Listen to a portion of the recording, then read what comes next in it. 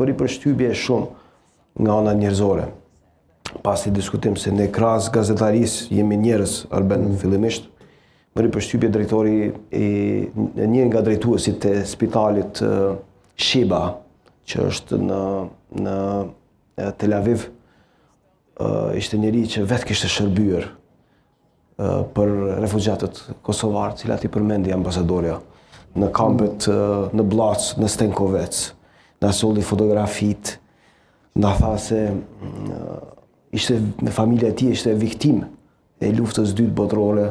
pra familjarët e tij ishin të vendosur në kapet e përqendrimit në Poloni e Çeki e një pjesë Gjermanisë, dhe tha për ta parandaluar ose për ta dhënë një kontribut që të mos përsëritet ajo situatë. Unë mora rrugë bashkë me një pjesë të pjesëtarëve të ushtrisë dhe natyrisht mjek të cilët punojnë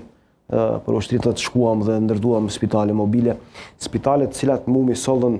në spikam edhe shumë qytetarë cilët i kishin përjetuar ato, se e pam nga paralajmërim, ndërkohë një fotografi të ndryshme, thotë unë isha atje, edhe ata na ndihmuan neve, dhe kjo është një gjë jashtëzakonshme. Është njerëzore, është dhimbje që nuk harrohet, po është edhe është një lloj shpagimi, po e quaj, është një lloj mbështetje e njerëzve tjetër në dy periudha të ndryshme, edhe ne kemi përjetuar Holokaustin 99. Mos ta harrojmë, Arben. Në përmasa të tjera, por miqt në momente të ndryshme kanë reaguar dhe kanë mbrojtur Kosovën, dhe kjo është edhe arsyeja, edhe ky është ai sentimenti në këtë pjesë